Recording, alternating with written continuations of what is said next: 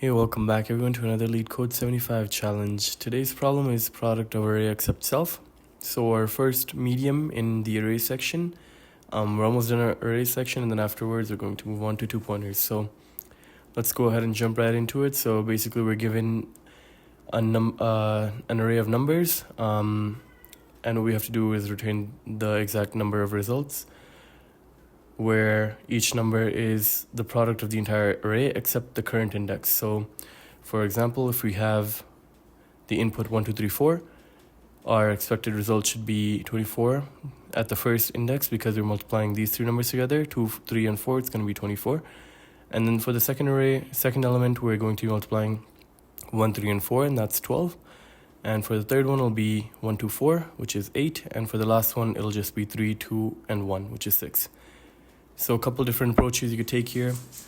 The most intuitive one is, for every element, what we can do is loop through the whole array and multiply all the elements together and just exclude itself.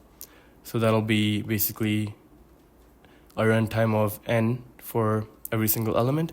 So n times n, which is going to be n squared. A slightly better approach, which we're going to be taking, will give us like a runtime of O of n.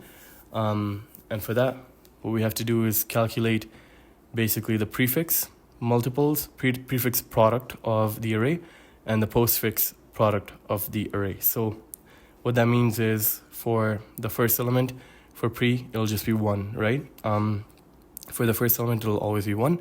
For the second element, what we want is the multiple of all the array before the second element, right? So that's also just 1 times 1, which is 1. Third one, it'll be 2 times 1, 2.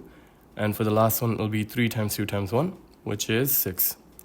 And similarly, if we compute the same thing for post, what that's going to look like is, if we look at it from going from the other end, the first element, of course, is going to be, or the last element is going to be 1, because nothing comes after 4, right? And then for the second element, it'll just be 4, because 4 times 1 is 4. For the third element, it'll be multiple of everything that comes after, so it'll be 4 times 3, 12. And for the last element, it'll be multiple of all these three, so 4 times 3 times 2, which is 24.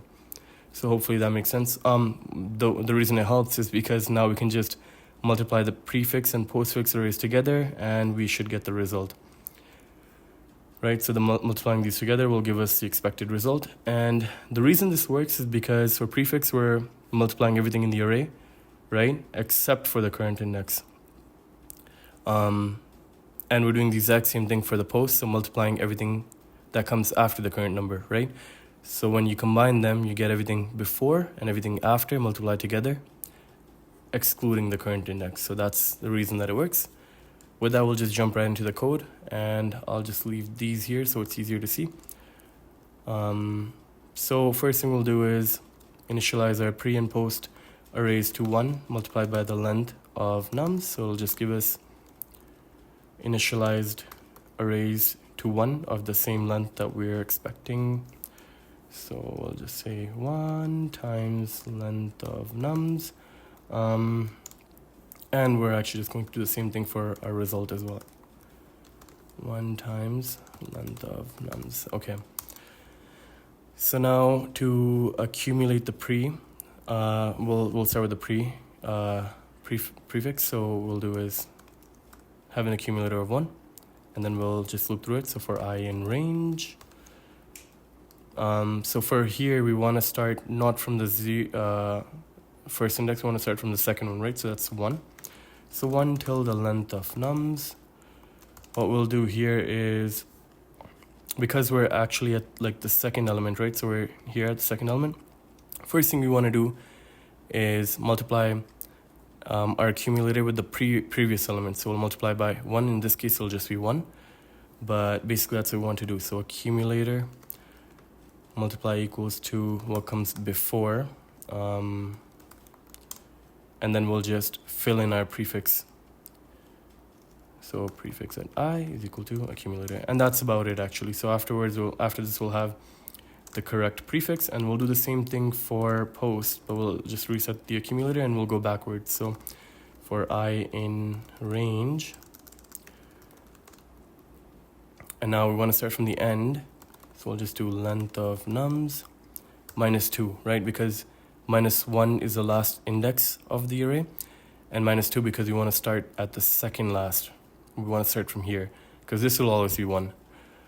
And then we want to go to the end of the array, right? So we'll just say -1 because it always goes 1 less. So it'll go all the way to 0 in this case. And we want to say -1 because we want to decrement. So that's how we would do it. And we'll do the same exact thing here, except our accumulator, which is going to be 1 right now, right? And we'll multiply it by the opposite, basically. So what comes after, right? So for this one, it'll be 1 multiplied by what comes after this index, which is just 4 in the original array. And then we'll just fill it in. So post at I is equal to accumulator. Perfect. And that should be all. And last thing we have to do is just fill in our result based on this prefix and postfix arrays. So for I in range 1 last time, length nums result at I is equal to pre at I multiplied by post at the same index, and then we'll just return result. And that should be all. And looks like we might have an error here. Oh, of course, I just missed this actually. It should be multiplied by, right? Because we want to multiply and keep that, so. And we'll just submit that, so.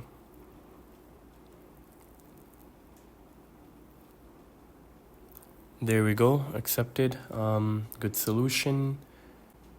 So there's an improvement that can be made here, and I'll leave that up to you guys if you want to challenge yourself, but that's all for now. See you guys in the next one.